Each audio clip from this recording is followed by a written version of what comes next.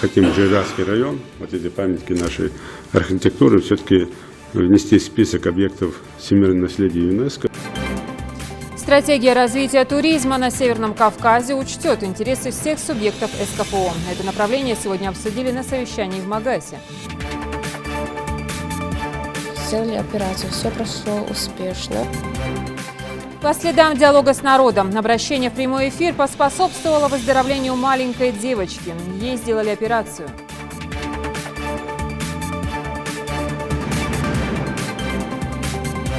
Получила пенсию и сгорели. Все остались. Остальные деньги все сгорели. То, что не поглотил огонь, смыла вода. ЧС в Кантышеве. Повреждены сразу несколько домовладений. Погибших, к счастью, нет.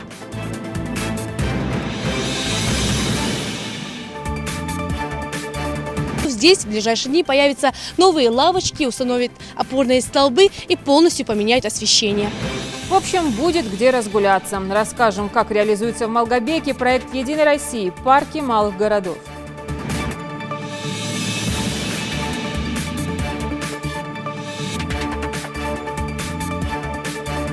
Как правило, оказание первой помощи происходит в первые 30 минут после получения травмы. Учиться никогда не рано, тем более, если знания касаются собственной безопасности. Оказание первой медицинской помощи в выпуске.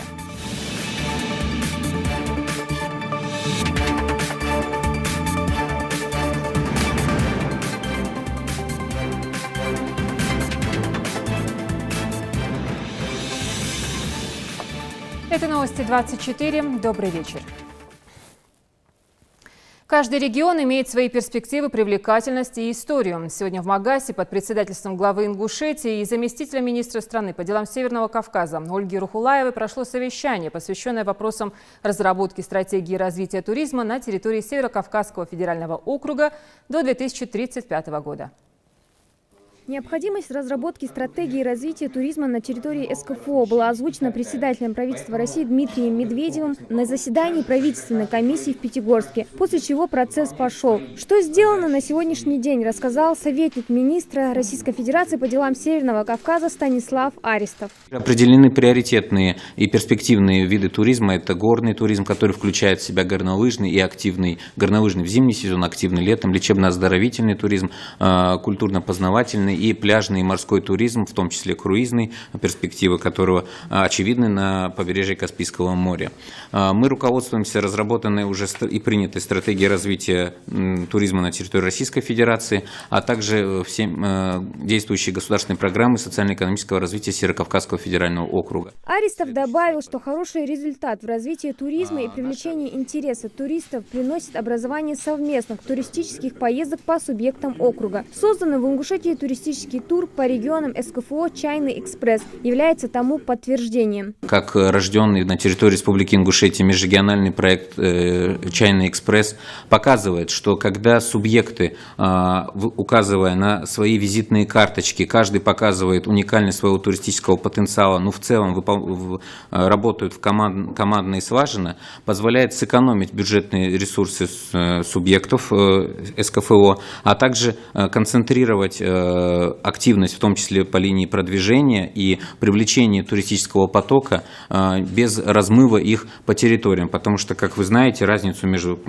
одной республикой и другой для туриста из Чехии, он как бы не владеет, поэтому, но при этом бренд Северного Кавказа, он востребован. Вот именно поэтому комплексный подход мы и включили в свою стратегию. Жду от близкой мне Республики Ингушетии активной позиции, конечно же, и чтобы мы вместе с вами определили именно те якорные дестинации и перечень мероприятий, необходимых для их развития. Глава Ингушетии отметил, что за последние 10 лет республика добилась небывалых результатов в развитии туризма. В основном большее внимание уделялось горному туризму. Так в регионе построен всесезонный горнолыжный курорт Арымхи, где созданы все условия для отдыха. Только за прошлый год курорт посетили более 45 тысяч туристов из регионов страны. Прирост туристов хороший, если брать и с 10, с 11, 12 года. Уже оно исчисляется десятками тысяч. а не так, что сотнями, как у нас было в свое время. Глава также добавил, что поток туристов в Ингушетии может увеличиться в 2 раза. Для этого нужно включить заповедник Эрзинь и Жайравско-Асиновский музей-заповедник в список объектов культурного наследия ЮНЕСКО, а также завершить работу по приданию аэропорту Магаз статуса международного. Хотим Жайравский район, вот эти памятники нашей архитектуры, все-таки внести в список объектов всемирного наследия ЮНЕСКо. Мы над этим сейчас работаем, будем работать и добиваться будем того, чтобы этот район вошел в целом.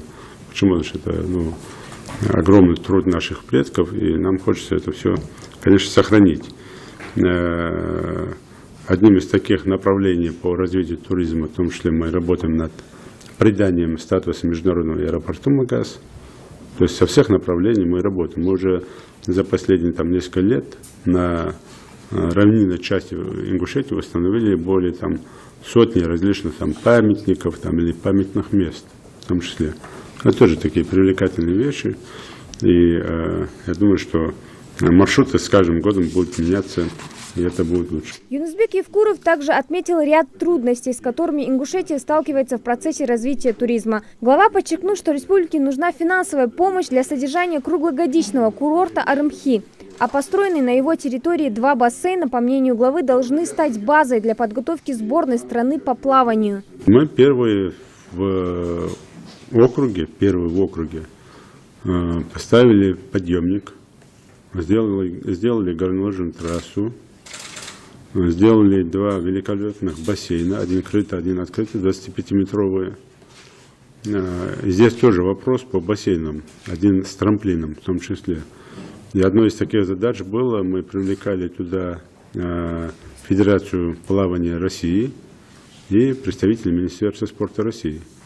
Одной из задач было привлечь туда, чтобы эти бассейны могли бы окупаться и зарабатывать, привлечь туда в том числе сборные страны для тренировок. Почему? Потому что наши сборные выезжали, до сих пор выезжают за границу для сборов. Да? Понятно, что не 50-метровый бассейн, но все равно 25 метров тоже хорошо. И сделали ряд других направлений. И велобайки, и мотобайки. Мы буквально за 8 или 10 месяцев это все сделали, освоили. В итоге все равно получается на выходе какой-то поддержки так мы и не получили. Это тоже один из вопросов. Надо будет как-то посмотреть по этому поводу, пересмотреть эти взгляды и каким-то образом поддерживать регионы. Потому что мы уже сколько лет сейчас бьемся с этим, совещаемся, разговариваем, а на выходе ничего не получается. Может, сейчас с учетом изменений и статуса КСК, изменением и политики, и тем более, если мы сейчас стратегию делаем, то просил бы здесь увидеть, в том числе и республику, я за другие регионы не буду говорить, и в какой-то степени процентном соотношении, может, мы будем отличаться по количеству средств, которые нам выделяют на поддержку с другими регионами, с развитыми, да, согласен, но тем не менее, с какой-то процентом, чтобы Республика Ингушетия тоже участвовала в этих проектах. Юнусбек Евкуров отметил, что без поддержки Минкавказа и государства в целом трудно идти вперед. Он попросил замминистра по делам Северного Кавказа поддержать регион и включить в республиканские проекты по развитию туризма в ближайшие планы государственно-частного партнерства при реализации стратегии. Когда создавалась организация и начиналось движение по развитию курортов Северного Кавказа, там четко были прописаны, в том числе снять напряженность в целом на Кавказе, показать наши возможности, и с другой стороны представить Кавказ, все регионы Северного Кавказа. Второе, создать рабочие места дополнительно в том числе. Третье, социальную напряженность снять, и ряд таких вещей. Но потом получается так, что ряд регионов эту помощь какую-то получает, а ряд регионов эту помощь не получает. И поначалу вообще было так, что и мы, как Ингушетия, и не буду другие регионы назвать, вообще не были в самом даже проекте развития курортов Северного Кавказа. Нам пришлось долго-долго с этим бороться и доказывать. И нам кажется, что каждый регион должен получить какую-то частичную помощь, поддержку тех наших начинаний внутри регионов, и тех инвесторов, которых мы привлекаем. Мы работаем над стратегией развития туризма в соответствии с поручением председателя правительства, которое он дал на последнем заседании правкомиссии по развитию Северо-Кавказского федерального округа о том, что необходимо разработать такую стратегию. Потому что, как вы правильно отметили, есть много очень общих проблем, начиная от продвижения, просто никто не знает о том, как можно хорошо и интересно провести время на Кавказе, до того, что ресурсы не только по программе СКФО, но и по другим государственным программам должны как-то сконцентрированы быть и направлены на решение конкретных задач. И вот благодаря концентрации усилий и выявлению еще и самых острых проблем и самых перспективных направлений нам получится правильно создать точки роста туризма на Кавказе. Буду стараться. На совещании в Магасе также обсудили стратегию развития особо охраняемых природных территорий и развития сельского туризма. У обоих этих видов отдыха, по мнению участников совещания, в республике большое будущее. Хади Добреева, Хусейн Гагиев, Новости 24. Еще раз отмечу, что в Ингушетию с рабочим визитом приехала заместитель министра по делам Северного Кавказа Ольга Рухулаева. Цель визита – разработка стратегии развития туризма Северо-Кавказского федерального округа до 2035 года. В том числе перспективы развития в Ингушетии сельского и горного туризма. Первым делом для гостей провели экскурсию по мемориалу памяти и славы. Ну а затем делегация посетила объекты, строящиеся в рамках федеральной целевой программы «Туризм».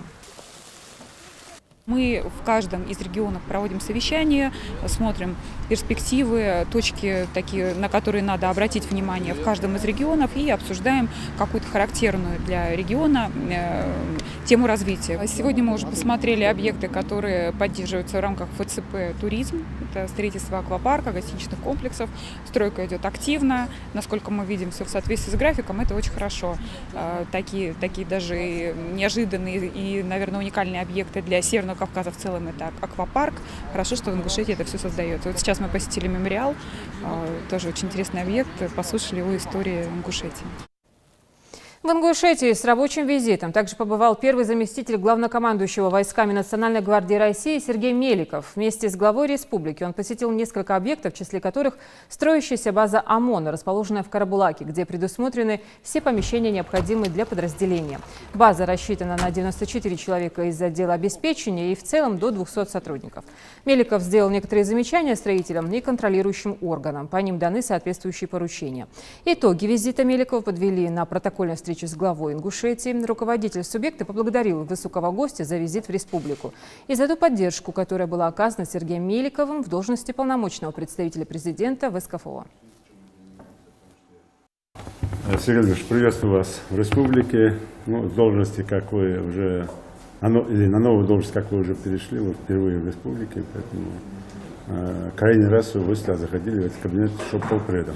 А теперь уже, кажется, уже первого заместителя. Рад приветствовать и хочу еще раз выразить огромную благодарность за ту совместную нашу с вами работу, за ту колоссальную помощь, которую оказали и вы, и ваша команда в период руководства округом.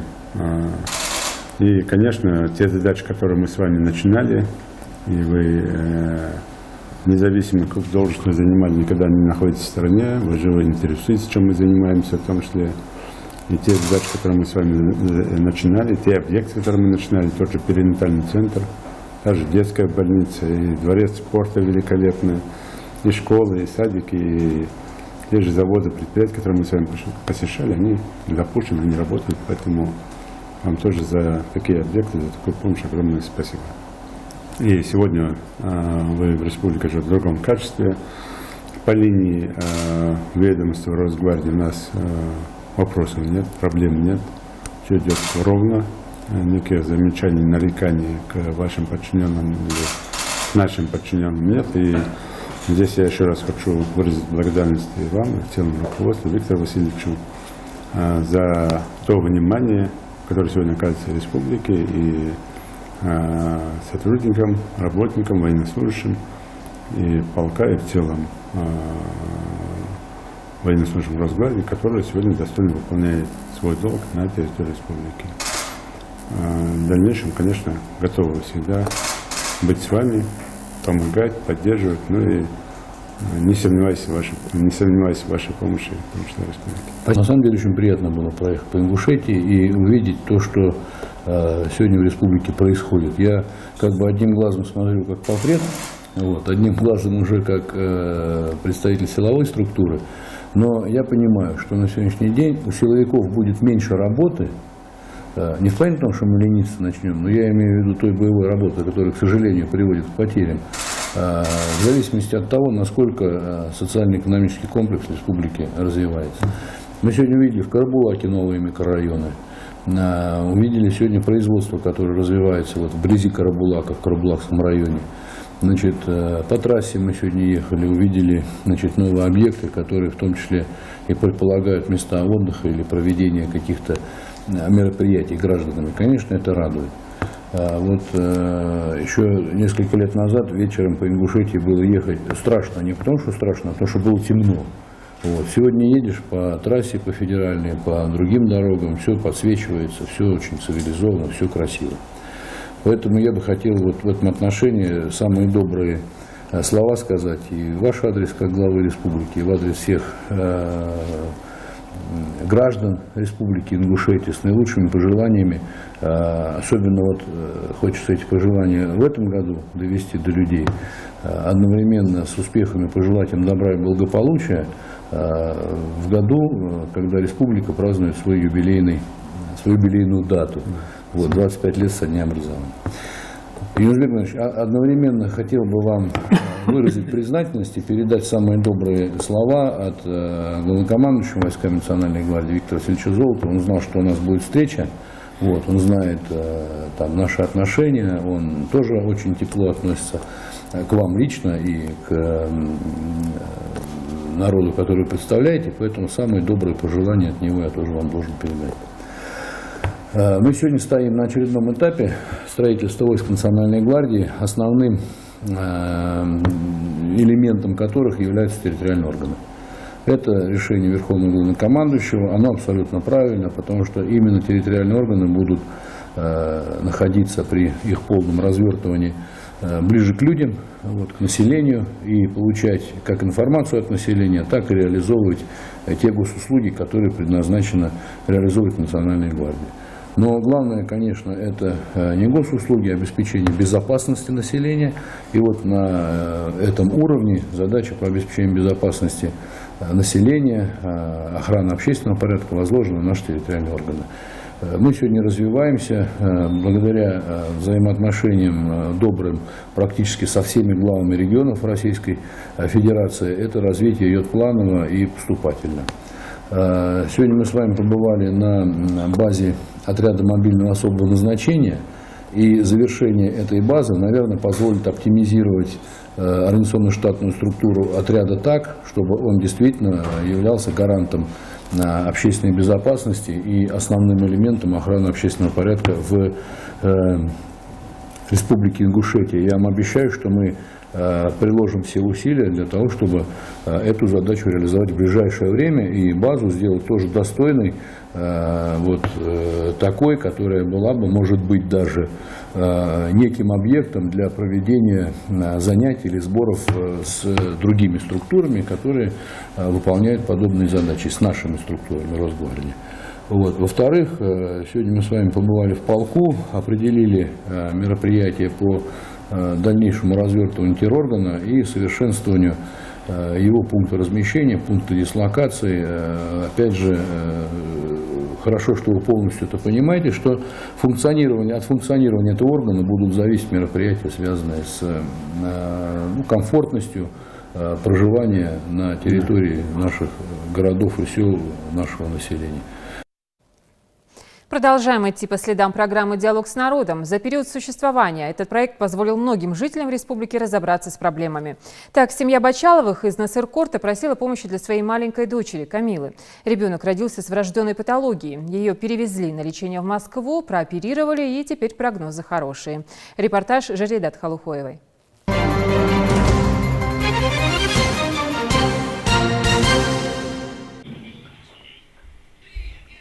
Это сейчас маленькая Камила тихо сопит в своей кроватке, но еще месяц назад для нее, как ее мамы, уснуть было целым испытанием. У девочки наблюдалось врожденное незаращение верхней губы, проще говоря, заячья губа. Патология требовала хирургического вмешательства, но так как в нашей республике операции такого направления не практикуются, девочку направили на лечение в Москву. Мы сдали документы на квоту. Наш вопрос, конечно, рассматривался, но это было очень замедлительно. А вопрос нужно было решать быстро, поскольку вот это новообразование быстро росло. Если раньше малышка задыхалась и не могла в полной мере дышать, то после операции девочка чувствует себя хорошо. Курс лечения еще не завершен, но прогнозы врачей только положительные. Сделали операцию, все прошло успешно, алхамдулилlah. Ну и приехали мы, уже месяц как приехали, обратно должны уехать через 1,5 месяца. Уже на контрольное лечение. Я думаю, что все пройдет успешно. Провести операцию стало возможным после обращения семьи с просьбой оказать помощь на программу «Диалог с народом». Озвучить просьбу в студии не получилось, время эфира ограничено. Но все вопросы, поступившие во время программы, специалисты зафиксировали, после чего они были переданы в администрацию главы. И уже через 2 дня после выхода программы семья Бачаловых получила ответ на свою просьбу. Все вопросы решить положительно невозможно. Вопросы бывают очень разные, некоторые даже очень странные. Но те, которые решить можно, конечно же, мы их решаем. Как и семье Бачаловых, которые обратились с просьбой на диалог с народом, благодаря программе за последний месяц удалось решить десятки проблем, накопившиеся у жителей. Райдат Халухоева, Рахман Цуров, Новости 24. Рев моторов вскоре будет разноситься по Ингушетии. В республику возвращаются всем известные автогонки, но уже в статусе Кубка России. У башни Согласия сотни зрителей будут приветствовать участников заезда ралли «Магаз-2017» уже завтра. Маршруты гонщиков будут пролегать через Икажево, Барсуки, Карабулак и Малгобек. А накануне прошли пробные заезды экипажей. Старт гонщиков начнется в Магасе у башни Согласия. У нас день посвящен ознакомлению с трассой. Что это значит? Это значит, что участникам предоставляется возможность всего лишь два раза проехать по тем дорогам, которым предстоит после этого соревноваться. Они пишут скоростную стенограмму, так называемую. Пилот диктует штурману, что он видит. Они записывают категории поворотов, примерное расстояние до поворотов, описывают тем самым дорогу. Второй проход, когда они едут, это уже штурман диктует пилоту, они устраняют ошибки, которые могли возникнуть при прямом прохождении. Дальше им запрещено появляться на этих спецучастках. Дальше они уже увидят их только в гонке, и у них уже пойдет соревнование. Сегодняшний день именно посвящен этим спецучасткам, которые находятся на территории Карабулака, Бутусуков, Аки-Юрта и Малгобека. Завтра с утра им предстоит ознакомление со спецучастками в районе Икажева и Магаз. И уже вечером мы ждем старт. Сгорел дотла. В Кантышеве накануне произошел пожар. Огнем оказался охвачен дом на улице Шарипова. В считанные минуты пламя поднялось до самой крыши. Подоспевшие сотрудники МЧС сумели локализовать пожар, но из имущества ничего спасти не удалось. На месте побывала Мария Мистоева. Ей слово. Дом загорелся ближе к 9 часам утра. Языки пламени за короткое время охватили 4 комнаты строения. По счастливой случайности никто из жильцов от огня не пострадал. Произошел пожар. Но неумышленно, как-то, не обращение с огнем, как это говорится, так это произошло. И дом сгорел, это дом Аздоевых, Зелимхана, сейчас Зелимхана нету, это Забрат, ихний дом. Это здесь в доме были 2 сына и мать. Хозяйка дома, Забрат Аздоева, сейчас вместе с младшими сыновьями живет у старшего. 2 семьи теперь ютятся в 2 маленьких комнатках. Со своей стороны сотрудники пожарной службы приложили все усилия, чтобы спасти дом Аздоевых. По прибытию на место пожара, огнем охвачено было 3 комнаты и крыша данного частного домовладения. Потушили, своевременно, быстро потушили пожарные. Погибших не было на пожаре. 9:11 прибытие на место пожара, 9:23 локализация пожара, 10:20 уже дом был потушен. Общая площадь горения 75 квадратов. Огонь потушили быстро, правда, спасти имущество хозяев не удалось. Загорело буквально все. Закопченные стены, документы на дом и паспорта, испорченная мебель, которую покупали в рассрочку. Не сгорели лишь долги. Получила пенсию и сгорели. Что остались? Остальные деньги все сгорели. Мебель у них хотя была бы взята в рассрочку, 190 тысяч, 110 тысяч только акций взяли. За это мебель надо было оплатить, и вот и эти сгорели. Беда объединила соседей, проживающих рядом с погорельцами, но дело здесь не только в сочувствии и понимании, их жилища тоже пострадали. Дело в том, что Оздоевы проживали в доме, построенном по типу общежития еще в советское время для сельских преподавателей. Когда за стеной у соседей начался пожар в другой части дома, где проживают Аушевы, началась паника. 7-8-летнюю инвалидку подняла, она бедная, бегала с этими детьми. Не знаю, куда деваться. Оказывается, старому строению сложно было вынести не только огонь, но и воду, которой тушили пожар. Все 4 семьи, проживающие под общей крышей, пострадали от несчастья. 2 комнаты. Вот здесь. Это сегодня-завтра тоже может провалиться, потому там что вода сверху стоит. 3 техники машины сюда завозили, эту пожар тушили.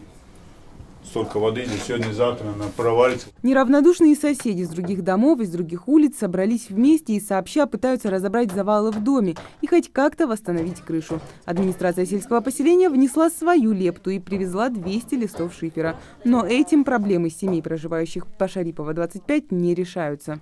А остальные вот балки, перерылы, вот эти остальные доски мы вот так скинулись и взяли и начали восстанавливать. Часть дома, принадлежавшую Оздоевым, уже не восстановить. Семья надеется на помощь небезразличных к чужому горю людей, которые помогли бы хотя бы достроить дом, строительство которого своими силами сыновья Забрата Оздоевой ведут уже 8 лет. Без крова только за последнюю неделю осталось 6 семей. И все по той же причине – пожар. За 4 дня новой недели этот случай уже 3-й. Получается, почти каждый день в республике сгорает по одному дому. И Наркида, Лаково, Назрань – объединяющие локации у стихии нет, и общей причины тоже. Но чаще всего виной несчастий становится собственная безответственность пострадавших. Не относитесь халатно к своей безопасности и безопасности своих близких, чтобы впоследствии не пожинать ее плоды. Мария Мистоева, Майрбек Миржоев, Новости 24. К зиме готовы. Ингушэнерго полностью укомплектован аварийным запасом оборудования и материала. Об этом сообщили представители энергопредприятия. Так, в резерве у энергетиков есть 1 силовой трансформатор и 3 трансформатора класса напряжения 6-10 киловатт. Помимо этого сформированы также и запасы трансформаторного масла в районах электросетей. Общий их объем 5 тонн. Также на складах имеются изоляторы для всех видов линий электропередач. В случае возникновения непредвиденных ситуаций имеется в распоряжении и железобетонные опоры. Кроме того, разработаны наиболее скоростные и удобные для передвижения и транспортировки оборудования и материалов маршруты. На складах филиала числятся опоры 6-10 киловольт. Опоры, высокие опоры 110-35 киловольт. СК-22, СК-26. Также в наличии на складах филиала есть трансформаторы 1-2 габарита, это 6-10 киловольт. Помимо этого есть 1 силовой трансформатор 110 киловольт. Одно из условий получения паспортной готовности – иметь в наличии минимальный аварийный резерв для устранения аварийных восстановительных работ и чрезвычайных ситуаций. У нас помимо вышеперечисленных сформированы 11 мобильных бригад для устранения аварийно-восстановительных работ. Общей численностью 44 человека, имеющих в своем распоряжении 15 единиц автоспецтехники. Также в районных электрических сетях частично сформирован запас, чтобы не вести столь отдаленные районы республики. Это имеется в виду Малгобекский район, Сунжинский район и часть находится в Назранском районе. Сегодня прошел очередной рейд по пилорамам Сунжинского района на предмет незаконного приобретения и распуска древесины. Проверку организовали в селении Галашки. Здесь, к слову, 10 подобных объектов. В рейде участвовали местная администрация, участковые полиции, Роспотребнадзор и налоговая. Репортаж Микаила Тангиева. Свою собственную пилораму Халаш Героев открыл давно. Производство хоть и небольшое, но весьма востребованное и прибыльное. Впрочем, в селе, где вокруг такое богатство лесов, переработкой древесины занимаются многие. Вопрос в другом, легально ли именно это, и выясняет специальная комиссия. У предпринимателя первым делом проверяет наличие необходимых документов.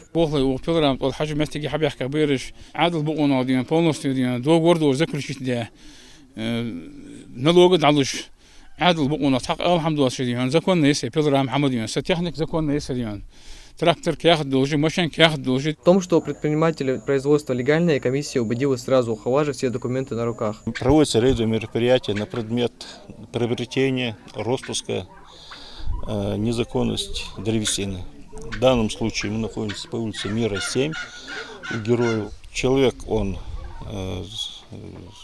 платит налог, в общем говоря, у него пилорама законное основание, так что нарушений как таковых мы тут не нашли. В селе работает больше десятка пилорам. Следующим предприятием, которое посетили участники рейда, оказалось давно закрытым. Пилорама почти год как не работает. А вот к владельцу очередного лесопильного цеха у проверяющих оказалось немало вопросов. Нарушения здесь выявили сразу же, за которые владельцу придется выплатить штраф. Обнаружили незаконную переработку древесины в объеме 5 кубометров. И по данному факту составлен административный акт о правонарушении. Незаконная вырубка леса и нелегальный оборот древесины наносят огромный ущерб экономике и ухудшают имидж лесной промышленности не только отдельных регионов, но и всей страны. Так, по некоторым данным, именно на нелегальную приходится от 10 до 35% всей лесозаготовки в стране. Михаил Тангиев, Майербек Миржиев, Новости 24.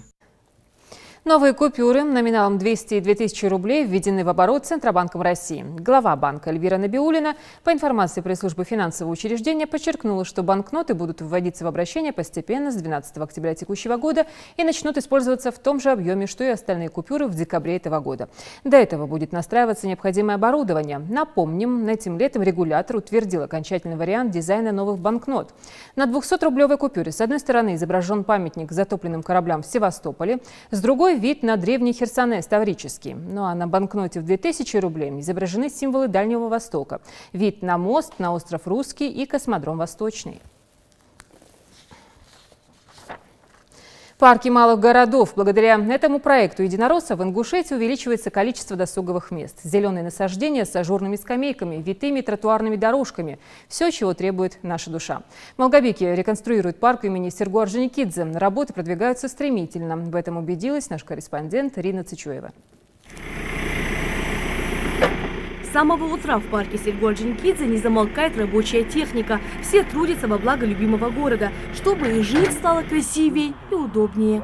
Благоустраивают именно этот парк не случайно. Он попал под реализацию парк-проекта «Единой России» парки малых городов. 4 миллиона рублей были выделены непосредственно парку города Малгобек. Ну, вы видите, какая-то огромная, прекрасная территория.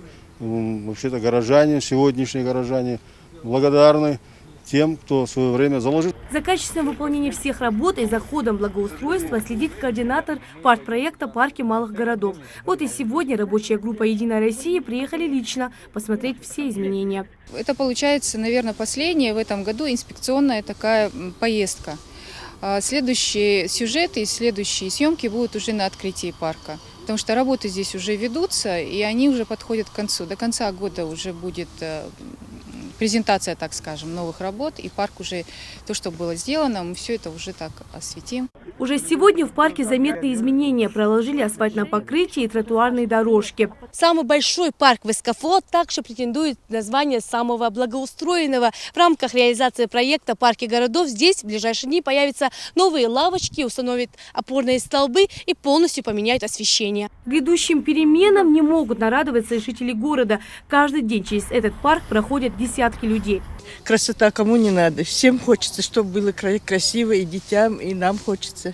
Впрочем, жители сами активно принимают участие в благоустройстве парка. Один из предпринимателей изъявил желание построить здесь небольшой домик. У жителей Малгобека появится еще одна достопримечательность. Вот такой национальный дом, который построен так, как жили наши предки в старину. Здесь будет национальная кухня, и все желающие могут отдохнуть с семьей. Все работы должны быть выполнены в ближайшее время. Уже в новом сюжете мы узнаем, как преобразился парк имени Серго Орджоникидзе. Рина Цичуева, Рамзан Миржоев. Новости 24. Навыкам оказания первой медицинской помощи сегодня обучали в гимназии Назрани. Там прошел тренинг при участии команды преподавателей Пятигорского медико-фармацевтического института по инициативе полномочного представителя Ингушетии в Ставропольском крае. Так, в республике стартовала акция «Спаси жизнь». Все подробности у Светланы Томовой. Старшеклассница Элиза Мальсагова с будущей профессией уже определилась. Она видит себя только врачом. Уже сейчас школьница активно интересуется выбранным направлением и читает медицинскую литературу. На занятии по оказанию необходимой первой медпомощи девушка ловит каждое слово лектора, стараясь запомнить как можно больше и извлечь для себя много нового и интересного. Это очень важно не то, что для каждого человека, от которого какие-то минуты или секунды зависит жизнь другого человека. А мне тем более, это как я хочу в дальнейшем стать врачом, и мне эти знания, естественно, необходимы. В любой непредвиденной ситуации, ДТП, несчастном случае, когда счет идет на минуты, многое зависит не только от профессионализма врачей, но и от времени оказания первой помощи. Это так называемый «золотой час». И здесь первостепенное значение имеет грамотные действия тех, кто оказался рядом с пострадавшим. От их знаний первой доврачебной помощи зачастую может зависеть жизнь человека. Именно такой важный урок дает школьникам команда преподавателей Пятигорского медико-фармацевтического института. Ребята с самого детства должны иметь возможность знать эти манипуляции, потому что существует золотое правило 40 минут или часа. Если в течение этого времени человеку не оказана помощь, то мы можем его потерять. И важно, чтобы ребенок не испугался, если он видит человека в сложной критической ситуации, и знал, что нужно сделать, помимо того, что он, конечно, вызывает скорую помощь. Теорию тут же подкрепляют практикой. Как сделать искусственное дыхание и непрямой массаж сердца гимназистам показывает на учебном манекене. Для того, чтобы совершить непрямой массаж сердца, вы также должны запомнить, что обязательно грудную область пострадавшего необходимо освободить от одежды. Учитывая ситуацию на дорогах республики, информирование жителей о способах оказания первой помощи просто необходимо. Ведь до того, как на место происшествия прибудут спасатели, очевидцы сами могут оказать первую помощь и не упустить те самые золотые минуты. Если случится такая ситуация, когда я должна буду оказать первую медицинскую помощь, то что я сегодня увидела, то, что я почувствовала своими руками, можно так сказать, я использую их в дальнейшем. После этих занятий я узнал, как оказывать первую помощь в тех или иных ситуациях. Но я бы очень хотел, чтобы в моей жизни не было такого момента, чтобы мне бы пришлось применять эти навыки. Врач-анестезиолог-реаниматолог Салихан Найдаева отмечает, как правило, многие ребята сначала думают, зачем им это нужно, но после нескольких мастер-классов становятся в очередь, чтобы получить ценные советы. Потом в ходе диалога, когда рассказываешь, зачем, для чего, добиваешься от них той мысли, что не только врачи могут спасти, а я тоже обычный человек, да, школьник, могу оказать первую помощь, загорается огонечек в глазах, и они все вот сначала один робко так попробует хихи-ха-ха, а потом уже на самом деле мы не можем их остановить, поток идет.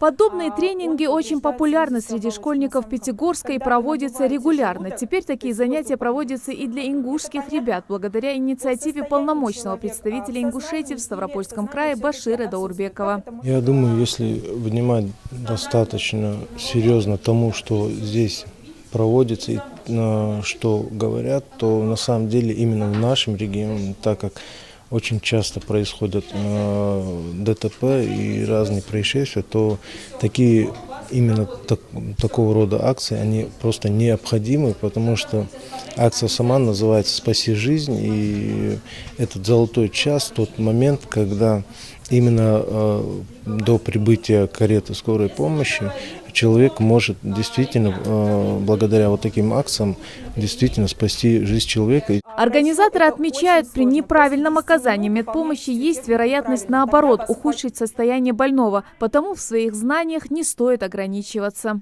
Оказание первой доврачебной помощи заключается в предоставлении пострадавшему прямо на месте происшествия комплекса самых простых и элементарных медицинских действий. Как правило, оказание первой помощи происходит в первые 30 минут после получения травмы. Сегодняшнее занятие дети усвоили и в будущем при виде чрезвычайных происшествий смогут оказать необходимую медицинскую помощь.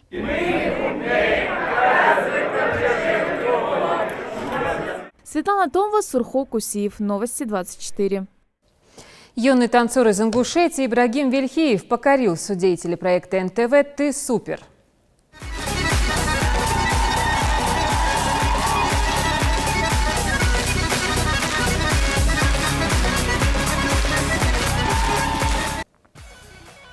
Уже своим появлением на сцене в папахе и национальном костюме 14-летний житель селения Газиюрт впечатлил судей и зрителей, находящихся в зале. Однако не только талант и энергетика, с которой мальчик исполнял лезгинку, так покорили судей, но и ослепительная улыбка, которая не покидала Ибрагима все выступление. Жюри единогласно сказали ему «ты супер» и вышли на сцену, чтобы вместе еще раз танцевать зажигательный танец. Много разновидностей лезгинки, и все они настолько разные, но их вот объединяет именно это кавказское настроение, под которое ты не можешь просто сидеть в кресле, а ты обязательно начинаешь двигаться, пританцовывать, похлопывать. Конечно же, настроение, атмосфера вот Кавказа, она прочувствовалась мною в твоем танце. Спасибо тебе огромное за это. Вообще сейчас стало очень мало людей, которые просто вот так в жизни улыбаются. И ты невероятное какое-то исключение, потому что вот сколько ты здесь сейчас стоишь минут, и во время танца, и во время выхода, и когда ты сейчас стоишь, ты все время улыбаешься. Это так здорово. Такое тепло от тебя идет. Вот правда. Если позволишь, маленький совет, пожалуйста, что бы ни происходило, будут и победы, будут, возможно, и поражения, и разные ситуации. Пожалуйста, не переставай улыбаться, ладно? Хорошо. Все воспринимай вот так вот с улыбкой. Так что улыбайтесь и следите за новостями на канале Ингушетия. До встречи в эфире.